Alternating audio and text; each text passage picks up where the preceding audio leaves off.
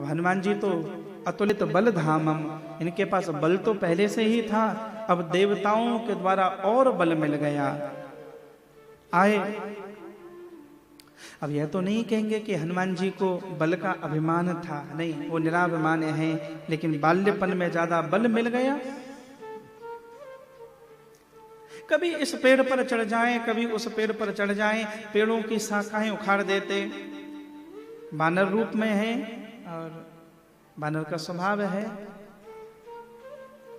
जंगल के ऋषि मुनि तपस्वी उनकी खूब आकर सेवा करें, आसन बिछाएं, उनकी संध्या के बर्तन धोएं, कभी चरण दबा दें, लेकिन कपि स्वभाव के कारण कभी चलते चलते किसी भी पेड़ को खींच देते, किसी टहनी को खींच देते। साधु भजन कर रहे हैं, पता चला कि पूरा पेड़ हिला दिया, ऊपर से फल गिरने प्रारंभ हो गए। साधु अपने आसनों को लेके भगते। यद्यपि मेरे इस कृत्य से किसी को कष्ट मिले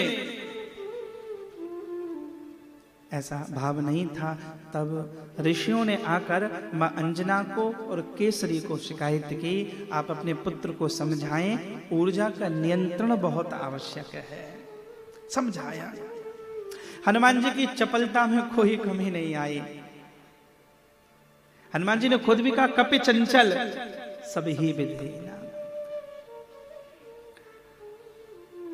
एक बार भजन करते करते ऋषि मुनियों को दोबारा जब कुछ उत्पात हुआ, तब ऋषियों ने कहा कि इस बालक को लगता है कि अपने बल का बहुत ज्यादा घमंड है, हम श्राप देते हैं। फिर हनुमान जी महाराज को जंगल के ऋषियों ने श्राप दिया है, और वो श्राप यह है कि तुम्हें तुम्हारे बल की विस्मृति हो जाएगी।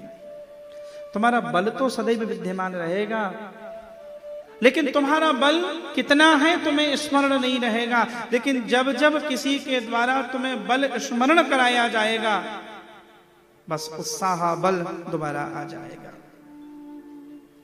हनुमान जी ने कृपा से उस श्राप को स्वीकार किया। फिर शांत भाव से श्री हनुमान जी महाराज विचरण करते रहे। हनुमान जी ने खूब आनंद किया, और ऐसा कहा जाता है राम कथा में एक बार नहीं, राम कथा में कई कई बार हनुमान जी को उनके बल का स्मरण कराया गया है। पाराशर संहिता में 2 प्रसंग मिलते हैं। हनुमान जी जब थोड़े बड़े हो गए, शिक्षा प्राप्त करने के योग्य हुए, तो मां अंजना और पिता केसरी को कहा कि मुझे विद्याध्ययन की व्यवस्था करो।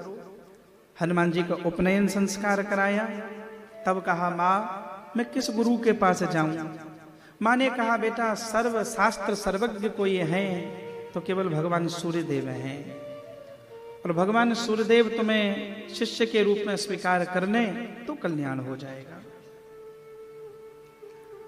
हनुमान जी ने कहा, लेकिन मैया सूर्यदेव तो इतने दूर हैं, मैं जाऊंगा कैसे? मैया हंस गई, और मैया समझ गई अब ऋषियों का श्राप काम कर रहा है, मैं कैसे जा पाऊंगा। जब ये शब्द मैया ने पहली बार सुना, मैया को दुख भी हुआ। जो छोटा सा था, जो सूर्य को फल समझकर खाने दौड़ा, जिसके बल के कारण राहु इंद्र कांप गए, आज वो कहता है मैं जाऊंगा कैसे। तब मैया ने कहा, बेटा तू कहता है तू कैसे जाएगा? दुनिया में कौन सी जगह है जहां तू ना जा सके? सब अजेय है तेरे लिए, सब मार्ग तेरे लिए हैं, तू जाएगा, भगवान सूर्य अपने आप मार्ग देंगे। बल बुद्धि निधान। मैया ने 2-4 शब्द बोले, तुरंत हनुमान जी को स्मरण आ गया, और मैया ने कहा कि बेटा ज्यादा दूर नहीं है, तेरी तो गति बहुत तेज है, तू पवन का पुत्र है, तू पिता का स्मरण कर। ये जब बातें कही, तुरंत हनुमान जी को अपने बल का स्मरण आया। हनुमान जी ने छलांग लगानी प्रारंभ कर दी, और छलांग लगाते ही एक ही बार में भगवान भुवन भास्कर के निकट पहुंचे। भगवान अंशुमाली को, भगवान सूर्य नारायण को प्रणाम करके कहा कि मैं शिष्य बनने आया। भगवान सूर्य ने कहा कि मैं शिष्य तो बना लूंगा, लेकिन 2 समस्याएं हैं। बोलो।